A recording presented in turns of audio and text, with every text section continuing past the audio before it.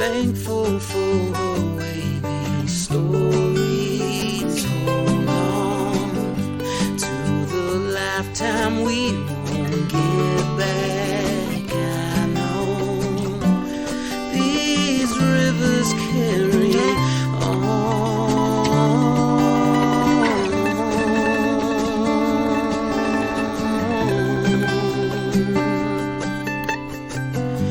People tend to stick to you after time.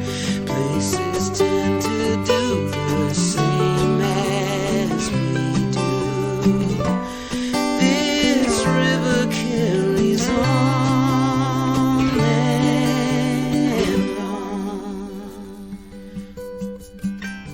Hello and welcome to Kankakee Podcast, where we talk about the people and places of Kankakee County. I'm Jake LaMore, and today we are joined by, yet again, a guest who is known for many different things in the community, and depending on what you know her from, you may not know that she is involved as a school board member, or you might not know that she's involved with a trucking company, or you might not know that she's involved in a super special nonprofit organization here in Kankakee County. I am pleased to welcome Jamie Freedlund to the podcast. Thanks, Jake. Of course. It's great to have you here. Oh, it's such an honor to be a guest on your show. I really love what you're doing and bringing together sort of a living history of our county. So thank you. I think it's fabulous. Thank you. You're so sweet. I really appreciate that. Yeah, and I will go ahead and start off by saying I had you on my extensive list of guests, especially more focused on Matteas Joy, your nonprofit organization that you run. And I feel like the person that kind of reminded me that I should do this sooner than later was Rob West. He had brought up your name and said, I honestly don't know anyone that has anything bad to say about Jamie.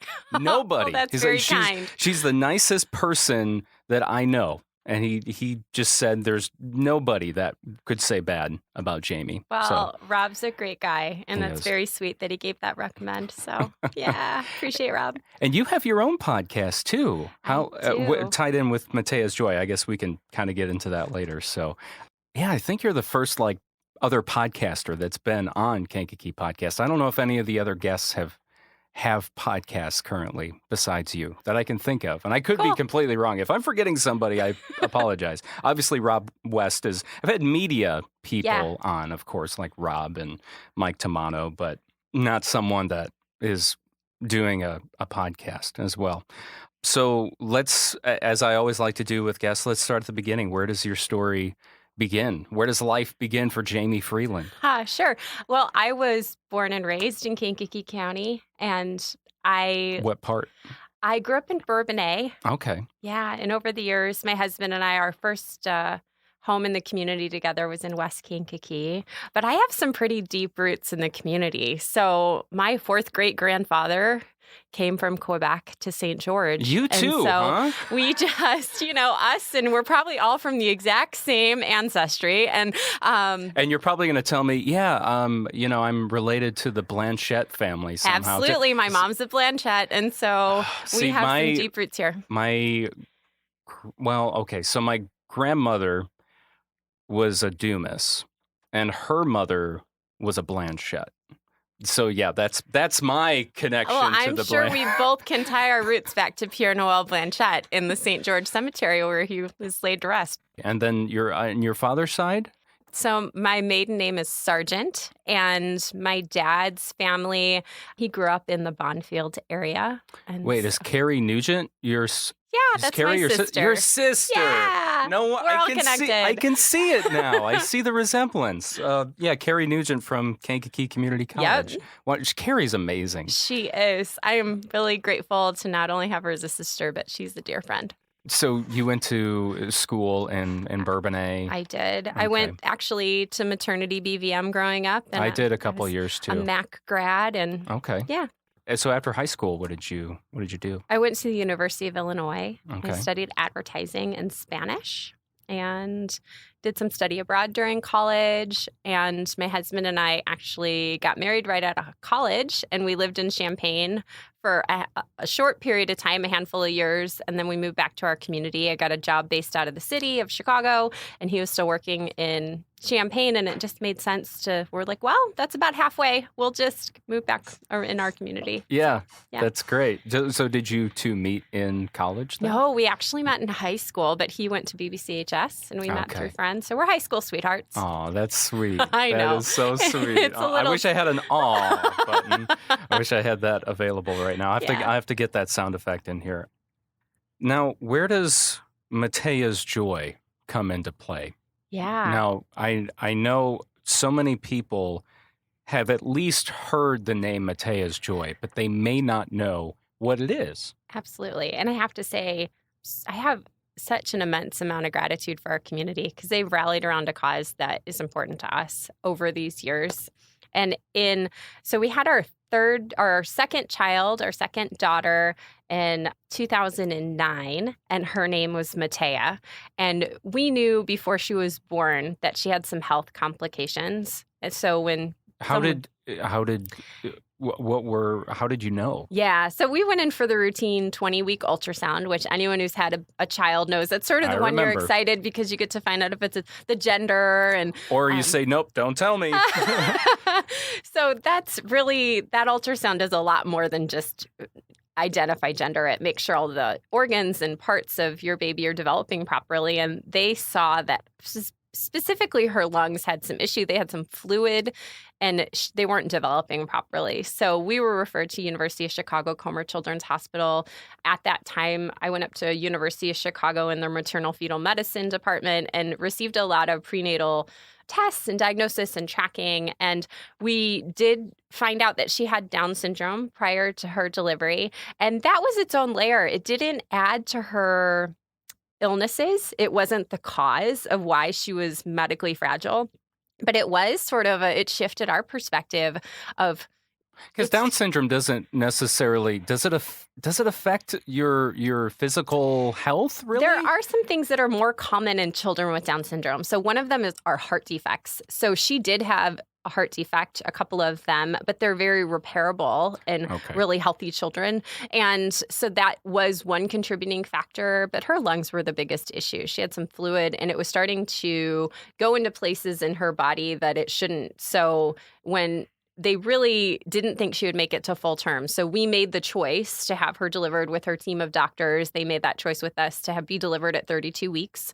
And so she had a scheduled delivery at 32 weeks. And they gave us a very small percent of survival. I mean, they really didn't think she'd make it out of the delivery room. And so we went in delivering feeling like we would just be saying hello and goodbye. And she did survive for 9.5 months. We spent about 7 of them at Comer Children's Hospital with her. And we had a full gamut experience of what it's like to have a sick kiddo in the hospital. So we spent 13 weeks in the NICU, and she was improving and making some really great strides. She came home with, some medical needs. She was on oxygen. She still received some of her nutrition through, they call it an NG tube. It goes down her nose to her belly. And we had medications, but in all intents and purposes, we really thought she was sort of on this projection of she might make it for the long haul. But we knew it would be as she grew. So the best part about babies who are sick, if you're going to look at sort of the best part, is that they're still growing. So when an adult has issues with their lungs, you're never going to grow new lung tissue. But with a baby, you do. And so as she was getting bigger and we were trying to help her growth, we were hoping that her lungs could sort of do the job. And unfortunately, she didn't have a really great road. She ended up back in the pediatric intensive care unit that fall. She was born in April, and later that year, we had her home for a couple months in the summertime. And then she was back without a discharge. She passed away in January of 2010. She was in the PICU for another several weeks. And we came out of that experience. Our family is a really strong family of faith. So we felt like I am so grateful. I had a lot of peace at her passing. We had the ability to say goodbye to her. We could look back and we met this incredible tapestry of people in her life.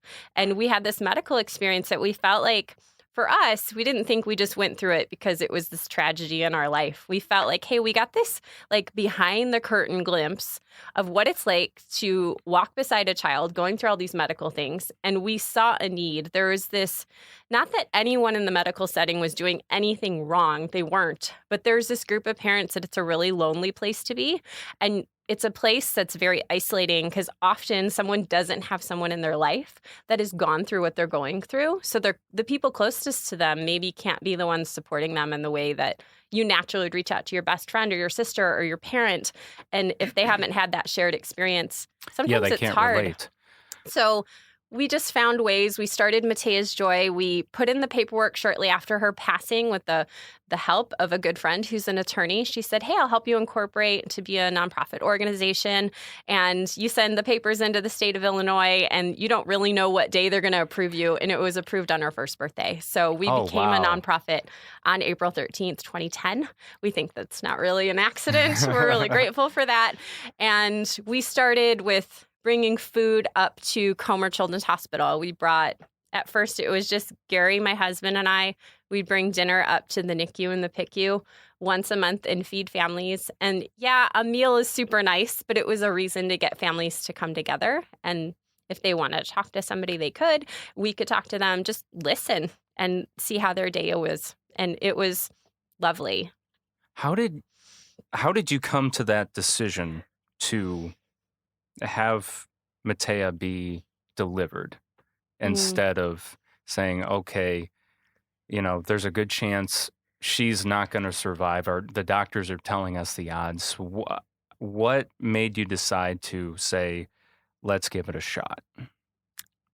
If I put myself back there in our brains, it was never, we had a medical team that was sort of saying, hey, we feel like there's a shot. So for us, it was like, okay, well, we're going to. It was like, why not? Because Yes. if you didn't, that would kind of haunt you if you didn't take that chance. I don't know. I've never really considered that. Yeah. For us, we just knew that was the choice we were making. And it was important to us to go all in. Yeah, to give her a chance at life. And so you knew what you were up against at that time when she was delivered. What were some of the other? Did they try to? I'm just from the one experience I have as a father. I remember towards the end of my son's development, his mother had to receive steroid shots because they wanted to further develop his lungs. My son's mother had, I forget the exact term they call it, but she had high blood pressure. Yeah. I forget the preeclampsia. Thank you. And so the medication she was on, the effect on his body was he did not grow as quickly as other children. It wasn't like a huge thing, but when he was delivered, he was very small. He's 5 pounds and 7 ounces. Yeah, little guy. So a little guy. And that was because of the beta blocker or whatever type of high blood pressure medication she was on. Sure. So that's why towards the end of her pregnancy, she got a couple different rounds of steroids just to help further, because the lungs were, if I remember correctly, are the last thing or one of the last things to develop in during a pregnancy, right? Well, and you think about important factors of what we need for survival. And breathing's pretty high up there. Yeah, it is. It is. Yeah. So in your case, what were some of those things you went through for Mattea while she was still inside you? Did they do steroid treatments and things like that? We did steroid shots. We did a lot of just prenatal tracking, making sure we still had life. She was moving. We tracked her heart defect prenatally. So we saw a cardiologist, and they can do echocardiograms while you're pregnant on your child. And so I spent a lot of time in clinic for sure. Yeah. So I know the route. My car can probably drive itself to University of Chicago.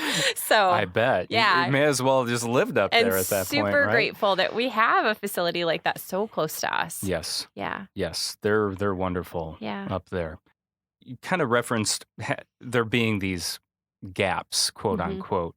What are some of those gaps that you experienced or saw? I know you kind of we kind of talked about that a little bit, Yeah. but more in depth, just for people that have never been in this situation and hopefully, obviously, never become in that situation. But what are some of those things or misunderstandings, the Sure. things that people don't understand in those situations? Yeah. And I'll speak a little bit because now that we've had the charity for 12 years, Yeah. as we've served families over the years, it's interesting the things that maybe you don't think through. So we started providing to even the PICU social worker early on, just like ancillary things that families, they get admitted and it's being in the child with your with your child in the hospital is never something anyone plans, not typically unless it's a planned surgery but even then it's not where they want to be. So it's a very disruptive part of life. And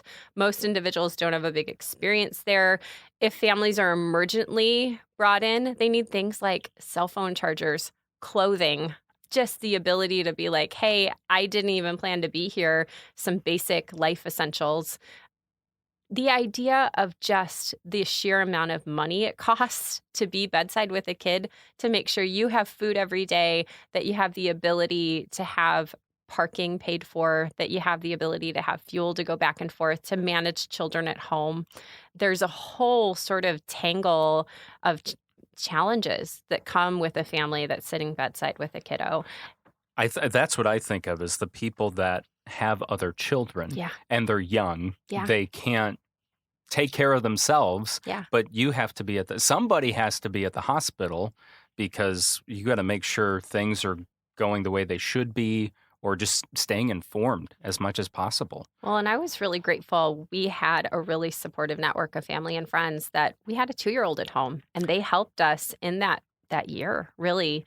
From diagnosis to her passing, it was exactly a year. And we had that year of just family and friends gathering around us. And the best help they created was for our daughter, Reese, at home, because one of us was, thankfully, because we worked for a family business and they were really helpful. I mean, I worked bedside and I worked remotely and we could make it work. But I learned really quickly to not be judgmental of how many parents weren't there, because life is hard. There are a lot of children sitting without a parent beside them at the hospital. And it could be, if you're in the NICU and mama's had their babies, it is that balance of, well, if I want time for my maternity leave when my child gets discharged, I want to be able to have that time. And I couldn't judge that was the choice they were making, because if I were in their shoes, I probably would have made the same choice. And they're being cared for by lovely nurses and medical team. But it's interesting, the choices put before families in that situation, and just being lonely. I think it is a real reminding people that they've got this. You know, we've sort of created this tagline, joy in the journey, and we've realized, and we try to help families acknowledge that just because your child is sick and things are really hard, it doesn't mean you can't be joyful in moments, because.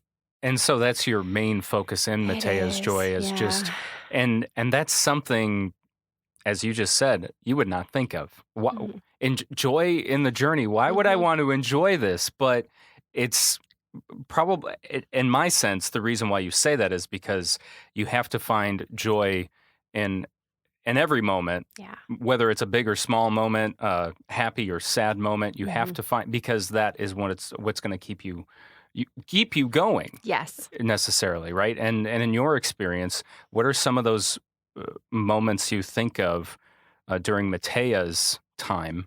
What are some of those moments of joy that you remember and hold on to and you'll never forget, even though it was not a great thing? No one should ever go through that, but there was some greatness, some joy to come out of it. Absolutely. And if I look back, I mean, I choose to celebrate these like beautiful moments we had. We had milestones with her along the way. They may have looked different because she was a NICU baby, but we didn't get, most babies are born, they get their bath that same day in the nursery. Yes. That's not an experience for a NICU family. So the day that you do get to have a bath is a big deal. The day they get to drink for the first time from a bottle. The day that... When did she get to have her first bath? It was several weeks after she was born. And so she was very medically fragile when she was born, and she was in an isolette. And so it's hard. Their systems haven't finished developing. So you have to minimize how much stimulation. That includes noise and touch and, all sorts of factors. And so it's interesting. It's a different sort of trajectory of what is normal. And it's often related to the roller coaster of the NICU. There's lots of ups and downs because their systems are still regulating, and there's lots of factors that go into that. And when I talk to families now that are walking through it, and some of the messaging we try to give them is trying to be rooted in gratitude, trying to find something in the day, hey, that you can be grateful for. And yeah, sometimes it's okay to just say it was a really crappy day. Yeah, obviously. And you don't want to fake. Nope, you don't want to it's not this fake joy or this fake, but sometimes parents feel guilty because they can celebrate something while their child is so sick. But we can't go through life consistently not celebrating those moments. I'm so grateful we took time to take photos and enjoy different staff members. We had this lovely, it was the staff member who came and tidied our room every day. And she came in, we were in the PICU. It was toward the end of Mattea's life. So she passed in late January, and it was Christmas time. And she brought us a Christmas tree from Walgreens. It was in the bag, and it was this little thing with ornaments. And that was so joyful. And I had gotten to know her. She came in every day, and we talked. And people you don't expect to connect with that are part of your journey. And in some regards, she was concerned about my daughter. She asked about her every day. And we still put that Christmas tree in our house every year for Christmas. And it looks a little sad now. I'm sure people that don't know about the Christmas tree are like, what's up with that Christmas tree? Yeah, what's going on there? But those are things we choose to remember and focus on. And yeah, there are hard bits too. But, I've shared a lot in our work. I think when things are the darkest, it makes you appreciate the light the most. And so you just find those little glimmers of light along the way. And you're like, hey, okay, we're going to hold on to that. We're going to journal about it. We're going to make sure we remember these moments because you're going to want to look back on them. Yeah, it's the smaller things and the darkest of moments make the biggest difference. Yeah. Even if it's something as simple as getting a little Christmas tree from Walgreens. Yep. Someone's listening to this thinking, well, that's nothing special. Well, in that moment, it was very special. It was super significant. Yeah, someone's is going out of their way just to do the best they can with what is currently available at their fingertips. Yep. They couldn't go to whatever fancy store to get a nice Christmas tree or whatever. Yep. There was a Walgreens maybe down the corner, and they saw, hey, there's a little Christmas tree there. I'm going to go buy that and make someone's day. Now, when Mattea was alive, when did you come up with the idea for Matteas Joy? Was it right at her passing, or was it early on? You were like, I want to do something for. Well, we had a benefit that our friends and family did for Mattea while she was still living, later in her life. And we sold the proceeds from that benefit, and we were grateful enough to have some excellent insurance and whatnot. We didn't have as many financial needs as we thought we may at the end of her care. And we felt like, hey, well, we have some of these funds from the benefit, and we have a desire to give back to families. And it sort of just went together. So that we really came up with Matteas Joy after she passed. And her name was Mattea Joy Freedlund. So it really is named after her. Oh, that's and sweet. It just kind of fell into place, to be honest. We didn't overthink it. Like I said, we started pretty small. It was over time that we said, hey, like we might have more here. We kept seeing more that we could do and impact. And we had a lovely group of individuals over the years that have become our board, mostly made up of families who have been there, done that. And they have a desire to give back too. And they really helped the work move forward with us.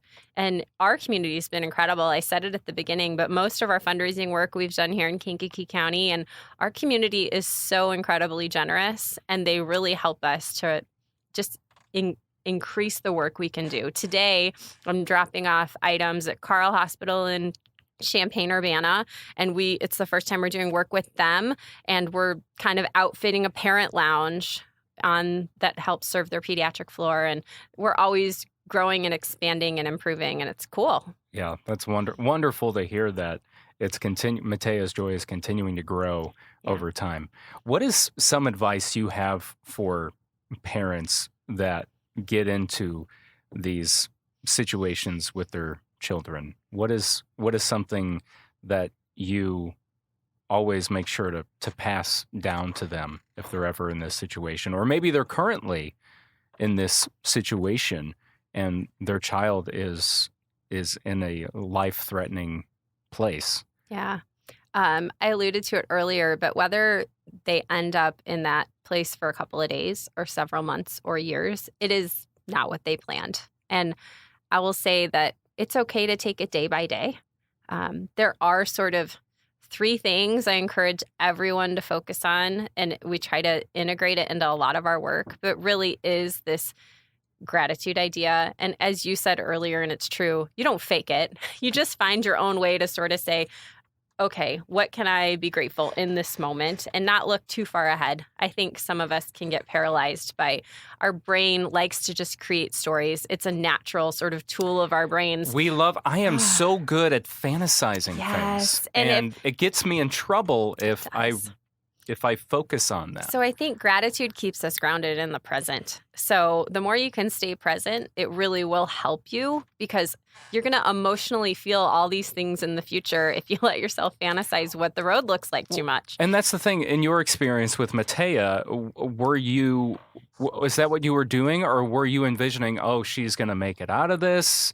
I mean, I think we were always hopeful, but we had a very realistic hopefulness. I think even toward the end, maybe some of our family felt like we didn't see the writing on the wall, but we did. We were just choosing to be very present. And I had a lot of lovely conversations, especially with physicians, about, okay, what really is our outlook? And I'm grateful I had the ability and wherewithal to have those conversations. Not every family is outfitted or has the emotional ability to do that in the moment.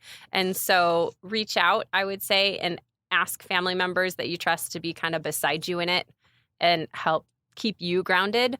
The element of self-care, I've talked about this with several guests on our show. How do you take care of yourself in these moments? Some of it just means get up. Like for me, I just made sure at the hospital I was getting up. I took a shower every day. For me, I wanted to be a part of rounds. Not every family wants to be, but finding sort of a groove in it of what works for you. And another element that really helps individuals in these circumstances, and it may seem like, how dare you ask them to do that? But find a way to serve. And it may not be, oh, I'm going to a soup kitchen and serving. It might be thinking about who else in your life might need a text, might need a quick phone call from you if you have a minute. It really will ground you and bring more joy if you're also aware of everyone that is around you in your life too, and not get so fixated on what you're kind of maybe mucked up in for the minute. Giving, even if it's just a positive, hey, or a hello text to a friend that you know, maybe they just lost their job or something. Yeah. And you're like, hey, thinking of you today. Yeah. I want you to know you're going to get through this. Yeah.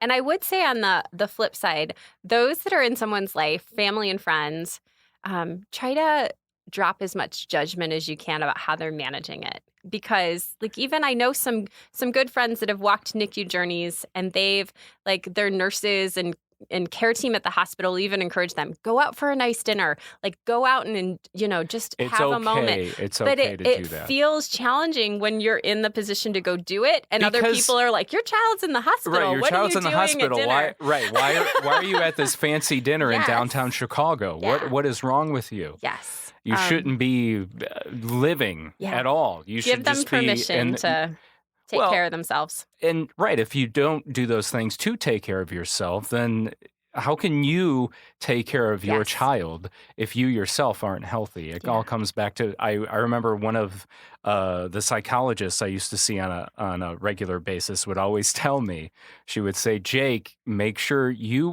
let's say we're in a plane, the plane is crashing, and the masks come down from the ceiling. You have to put your mask on first before you help the person next to you. And it's so true. So I always think of that analogy all the time. But it's a good analogy. It's a great one. We can't take care of others in our life. It sounds super silly, or it may sound stereotypical or whatever, but it's really true. When It you is. come and think about it, it makes sense. You know, you agree. put your oxygen mask on first before putting another one's on. So, Yeah. so I mean, Matteas Joy, in a nutshell, you're providing support for families that are going through the same journey that you and your husband went through. Yeah. And we started at Comer because that was our home base. We sort of knew it. And we do a lot of work for Ronald McDonald House Charities of Chicagoland, Northwest Indiana. We've expanded our work to include Lurie Children's Hospital, Prentice Women's Hospital, La Rabida Children's Hospital, and now Carl. And we also help do some supports for our local hospitals, Ascension St. Mary and Riverside Medical Center. It's important to us. We do some local stuff too. Yes. And it's anything from care packages to snack boxes. And really, we have a greater vision. And part of how the podcast really even came to be is... Yeah, well, we'll talk about the podcast too. Yeah, so 2020, really, I can blame 2020 on some of the pivoting we did, as I think a lot of people can say that. You joined the crowd of, it's a pandemic, I'm going to start a podcast. Well, for ours, it had a really specific purpose. Well, obviously. Oh, of course. I'm definitely not putting you in that category, because so many people were just like, oh, well, I've got all this time. I'm going to start a podcast. And I actually have seen some of those people that started their podcast during the pandemic now are like, yeah, I'm not doing it anymore. I saw it was just a pandemic thing, and I'm done with it. So Gotcha. Obviously this is completely different, but I was just teasing. That's fine. I welcome the teasing. Our greatest project that we really loved was serving dinner monthly and connecting with families. And we felt this really large disconnect of being able to hear people's stories and helping them to share it with other people and connecting individuals. So the podcast wasn't something to just draw people into Matteas Joy. It really is sort of an end product to those that we serve. And our goal is to bring on individuals that are sharing their stories, medical professionals that have expertise that are going to be helpful for someone sitting bedside with a kiddo at a hospital. What was some of the best advice that you ever received from a physician, from our pediatrician, anyone? Yeah. Actually, one of our now current board members, she's a neonatologist at University of Chicago. Her name is Dr. Bree Andrews, and she runs the NICU follow-up clinic there. She actually just got a promotion, so she's going to move to a different role. However, wow, congratulations. I got to know her in her work of serving Mattea and I, and she was this beautiful example to me of every time I would see her in clinic, she would not only treat Mattea, but she looked at me and tried through questions and interacting how to make life easier for our family. And she thought out of the box. Like, it was everything from how can I find a pharmacy that will deliver to your house so you don't have to worry about getting her in the car and getting her. And we have partnered with her clinic as part of our work to give families things like strollers and formula that they can't get in their local area and things like that, because she has a gift of looking beyond just what a family is presenting to her and saying, hey, well, let's dig a little deeper. Like, what do you really need to allow you to manage this a little better? And that was such an example to me of how to treat people and how to show up for them and to listen with the intent of understanding where they are and what you can fill in the needs, because they often won't ask for what they need and you have to help figure it out. I was thinking it sounds like she actually went above and beyond. Yes. Of what she was supposed to do. Yeah. And she's, a lovely human. I'm grateful to call her a friend. But she's not alone in the healthcare field, but she definitely has a gift that she creates an example. And if I think about broader vision for Matteas Joy, it's bringing more systemic change, of bringing more understanding to medical professionals of what the parent perspective looks like and having an ability to share that with them so that they can show up to a family with a little bit of an understanding. Some of my favorite guests on my show have actually been medical professionals that have since had a sick kiddo and how it's changed the way they practice. And so what's one of those stories, like one of the episodes that you recently I had a NICU nurse on, and she worked in a NICU for several years. And it wasn't until her child was born and needed to be airlifted, actually to Comer, and she changed the way that they do some things in her unit. She was an advocate for change. And she also just shared, I noticed that moms were emotional in the NICU, and I just always thought, oh, they're just hormonal, like they just had a baby. And she really had a deeper understanding. No, like they're grieving what they thought their birthing experience would look like. They're having really real emotions, and she shows up differently for those families. She just says, it's not just me encouraging them for the day. It's giving them permission. Hey, that's okay to feel that way. And I've been there, and I get what you're feeling. And it changed the way she cares for families. And I think if I'm trying to creatively over time. Hopefully, I'll be able to report back to you over time of how I've been able to do this. But the goal is how can I help medical professionals have that understanding without having to have a sick kid? Because, we don't want everyone That's got to be hard for, the doctor that doesn't have kids or has never been through that experience with any family member of any kind, whether it was a daughter or their son or a cousin or Correct. Whoever. I would think that has to be hard to put their put their body in the other person's body for a moment and just feel what they're feeling. Empathy is something that I think it can be taught, but it is more natural when you've actually felt what their shoes feel like. And so, I wonder, I don't know, I'm sure every medical school is different, but I do wonder what they teach about empathy in medical schools. I'm curious Me to too. know. I'm at the starting end of this thought and project. So right. And I mean, I'm sure that's something you've probably asked on your podcast, right? Have you asked any of the doctors or pediatricians or any medical professionals on your podcast about, what do they teach about empathy? No, but you just gave me a question, Jake. Okay, good. I'm glad. Yeah, let me know what you find out, because, like I said, obviously there's how many medical schools across the country or in the world. What are they? I'm sure each one is a little different, but everyone. I feel like as people, we forget that doctors are also people. Yes. So each one of them has a different personality. While some doctors may have what they call a wonderful bedside manner, others just don't. Sure. Because of the personality that they have, so. And I've come to appreciate the statement, the practice of medicine. Yes, that's something that I remind myself and remind others is, well, it's technically a practice, which means they're practicing medicine, which doesn't mean unfortunately, we would love to have things be 100%. It's almost never black and white. It's just a little muddled, and they're figuring it out. And I've come to really genuinely have an appreciation for that. Yeah. Because it's a science when it comes down to it, and science changes over time, just like everything else changes over time. We don't want it to change, but that's how things go. Everything's constantly changing. Yeah. So just in the time we've sat here, there's something different, in our bodies, for instance. Something has already changed, and we may not know about it now, but we may figure it out later. Yeah. But I'm sorry, we didn't even.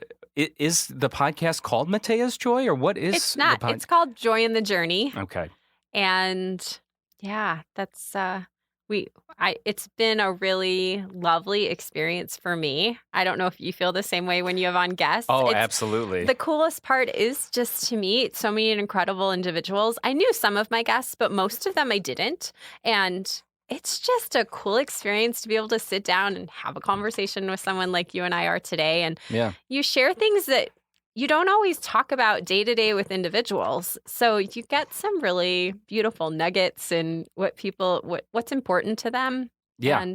And there's this other lovely mom that I had on. Her son is blind, and she's a medical professional too. And it was cool. She's actually done some really lovely advocacy work on how to help people that are blind. And it all started because one of her friends who had a child the same age as her son, Mac, said to her one day, "Can you teach us how to be a good friend to Mac?"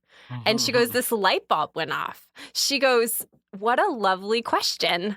And, that conversation and having her on has changed the way that I even interact with individuals who have, non-typical children in their life that we want to learn more about and how I interact with people. So it's been a really cool learning experience and changed sort of who I am.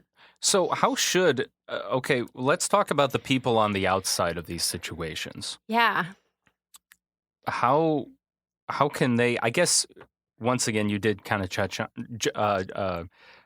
touch on dropping judgment on different people, but what can people that aren't in these situations with their children, what can they do for people they know in their life? Yeah. I get that question a lot. I'm sure you do. And it could, because it's hard, because once again, let's say I don't have any kids. Don't have any kids. I've never experienced anything like that in my life. But let's say my best friend is going through this. Or let's say I am married to someone who had children before we were together. And maybe, they're going through that with their child, but maybe I just can't relate. I mean, what do you tell those people, the people from the outside of these situations? Well, I will say that I don't know all the answers, but what I've learned over this time that I've found helpful and others have found helpful is most people won't ask for what they really need. So a lot of it is you just offering really specific things. And not even offering, right? Like just doing them. And it may be things you may not think of, like go mow their grass. Bring them a gift card for dinner. Give them a gas card if you can financially give some assistance. Drop them a text. Send them a card. Give them a little treat now and again. Their favorite candy bar, like drop it off on their car as a surprise. It's the little things. It's if they have other kids and they're spending a lot of time managing a child that has some medical needs, offer to take the other kids for some fun. I think siblings are the unsung heroes in a lot of family stories with sick kids because they're alongside it with their family. And they often just need to go have some fun and offer to take them for a day, especially if the child who has the medical needs, maybe you're nervous about whether you can help actually care for that child, but you could help support the rest of the family. I think that's a big thing I think all of us should take away from this episode is just do it for someone. Yes. Don't, because I find myself, that's something I've been thinking about a lot lately when I have someone in my life that is going through a hard time. And you always ask that question, well, what can I do for you? Yeah, is there anything I can do for you? And the answer is always, oh, nothing right now, or just, I can't think of anything. And I myself am guilty of the same thing. Someone will ask me, is there anything I can do for you? And like even my girlfriend Lizzie will ask me, when I'm having a rough day or a rough week, or, she sees that I'm struggling with a bunch of different stuff. She's like, what can I do to help? And I always say, So we don't want to give in to help, I guess. Or sometimes it's hard to accept. It is help. So that's why I think a very natural thing to be resistant. Yeah. You feel like we definitely live in a society that's very do it all yourself, be self-reliant. Well, there is an element of, okay, let down your guard and let people help you. I mean, there's some beauty in it takes a village. And it's okay to have somebody help you fold your laundry if that's what you need help with. Like, by all means. If you have your dishes piled up or you can't even think about what you're doing for dinner, try to not be afraid to ask for it. But often that's vulnerable for people. And really, that's hard. So try to, especially if it's someone close to you, just try to show up in those ways that they may let you do it, but they may not let someone they don't know that well do it. And again, going back to what you were saying, it doesn't have to be something big. Yeah. I know a lot of us like to think, I want to do something really, really, really, really nice for them. Small and simple things often have great impact. Yeah. So that's good to remember. I'm going to try to be more conscious of that in these situations. So Matteas Joy, where can people find Matteas Joy or even get involved, help support, find the podcast, all that stuff? What's the best way they can get in touch with you? Yeah, our website's a great hub for all of that. It's matteasjoy.org. And we have a Facebook and Instagram presence. You can find us, Matteas Joy. But the podcast is linked both on our website. It has its own page, but you can also find it anywhere you listen to podcasts. So Apple, Spotify, Amazon, Wonderful. whatever. I'm glad you're on all the major it's great. platforms. Mm-hmm. So, yeah. As is this podcast. So we'll make sure to drop those links in the show notes for people that are interested. And then, are there any upcoming? I know the superhero 5K happened last? Yeah, we always do in that May, the right? first Saturday in May. Yes. And then we have a golf outing coming up around the corner. Okay. So on September 9th, it's a Friday, we have a golf for joy with a play on words, FORE. And you can find info on that at golfforjoy.org. And that's a great event. It's a fun day. Again, some great community support, and it's a gorgeous course. It's at the Kankakee Country Club. So, you can't go wrong with Yeah. We're lucky. We have a lot of beautiful golf courses We here do. in Kankakee County, and Yeah. that's obviously one of them. Yeah. So, anything else you want to touch on before we hang it up? No, it's been lovely to be a guest. Thank you for the invitation. Of course, and we didn't even talk about, of course, this is a whole nother thing, is you're also back on the Bourbonnais school board. The Bourbonnais School District is a 53, right? Yeah. 53 school board. 53. Yeah. So, And if you can't tell it, I do have a heart of service. So it's Yes. just a place I felt that my time and talents would be useful. well, thank you for your service in that too. So, Thanks, I love it. yeah. I don't know if there's anything you want to put out there about that real quick. It's up to Oh, no. I mean, we have a really great district who really does strive to do what's best for kids, and I'm grateful to be a part of that. I have kids in the district, which is cool, but really I think in the role of a school board member, for me, I try to bring the hat of a community member. So, yes, it's great that my kids are in the district, and I do bring that mom perspective, but the choices we make as a board are to help what's best for each and every student in our district, and that's a variety of needs. We have a really beautiful group of children that are in our district, and grateful to serve there. I'm grateful for your service on the board, because that is not an easy job. So, Well, our district makes it a little easier. I mean, we really do have some of just the most fabulous teachers and administrators, and it's a good district. Yeah. it is. I agree. Well, Jamie, thank you so much again for your time. Oh, thanks, Jake. You're welcome. Well, that concludes this episode of Kankakee Podcast. I'm Jake LaMore. Thank you so much for listening. Please share this podcast with a family member, friend, or neighbor you think might enjoy learning new things about the people and places of Kankakee County. Also, a special thank you to our patrons for helping make this episode possible, including Jake Lee, Jesse Arsenal, Dave Barron, Daryl Damper, Samantha Rocknowski, Lake Iverson, Travis Garcia, Jane Bostwick, Karen Bishop, Dawn Harrison, Simon Topless, Scott Wright, Carrie O'Connell, Jamie Race, Joanne Barry, Anthony Vicelli, Eric Olson, Dan DeBoard, Jeff and Rosa Carroll, Teague Dreenan, Sandy and Steve Twait, and Rose Lucky. To become a podcast patron, go to KankakeePodcast.com and then click on the Patron tab. If you pledge $5 or more per month, you'll also hear your name announced on an episode. There's also other rewards like early access to new episodes, extended versions of episodes, video versions of episodes, which is something brand new, podcast merch, discounts on special events, and so much more. Your monthly pledge is truly appreciated. Our goal right now is to reach $400 per month, and we're about 60% of reaching that right now. So please sign up for the patron program today at KankakeePodcast.com. Our theme song is by Lupe Carroll. Talk to you next time. This river carries